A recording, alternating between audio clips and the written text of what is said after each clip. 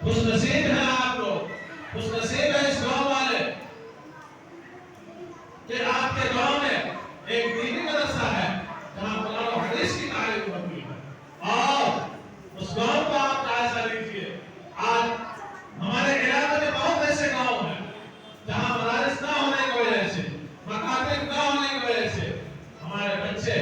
اپنے اوقات کو بھولی باتوں میں گزار رہے ہیں، کھیل کود میں گزار رہے ہیں، ان کے ہاتھوں میں مسوا کلفی ہے اور وہ اپنے وقت کو ضائع کرتے ہیں، ان کی زبانوں پہ گالیاں ہیں۔ آج الحمدللہ فخر کے ساتھ یہ کہہ سکتے ہیں کہ یہ مدرسے قائم ہونے کی وجہ سے، دونوں مدرسہ قائم ہونے کی وجہ سے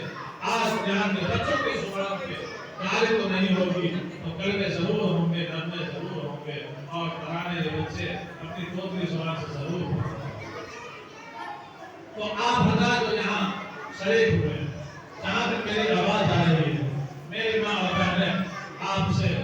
ہم ایک نہایت ادب کے ساتھ درخواست کرنے آئے ہیں کہ آپ اپنی اولادوں کو ان مدارسوں میں بھیجے پڑھنے کے لیے، تاکہ آپ اللہ کے سامنے کھڑے ہو سکے، اللہ کے سامنے جواب دے سکے کہ ہم نے اپنی اولاد کو قرآن پڑھنے کے لیے مدارس میں بھیجا تھا، ہم نے اپنے اولاد کو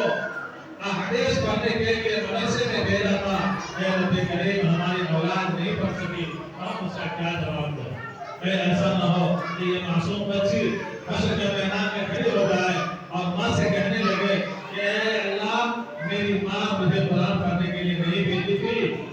اس وجہ سے ہم نے قرآن نہیں پڑھا، ہم نے نماز نہیں پڑھی دنیا میں، ہم نے روزہ نہیں رکھی دنیا میں، اے رب کریم میری ماں کو عذاب دے دیجیے، مجھے معاف کر دیجیے۔ اے رب کریم میرے باپ کو گھسیٹ کر کے جہنم میں ڈال دیجیے، کیونکہ اس نے مجھے مدرسہ نہیں بھیجا پڑھنے کے لیے، مکاتب نہیں بھیجا پڑھنے کے لیے، ہمیں نماز پڑھنے کا طریقہ نہیں سکھلایا۔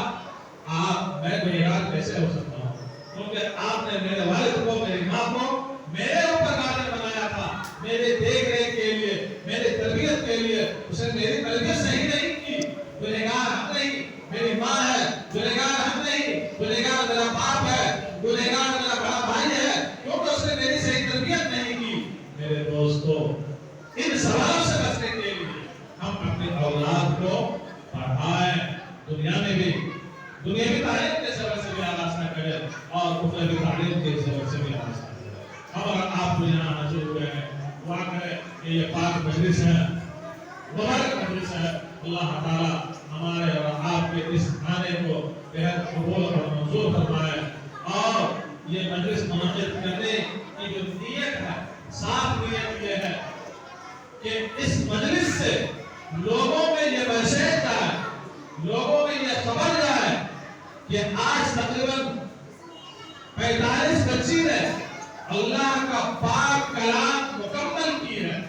پڑھنا سیکھ لی ہے۔ لوگوں کو یہ خبر جائے، لوگوں میں یہ میسیج جائے کہ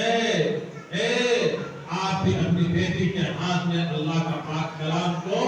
اور اس کو بھی قرآن کی تعلیم دو۔ ان علماء کرام نے جو یہ مجلس منعقد کی ہے، ان کی نیت یہی ہے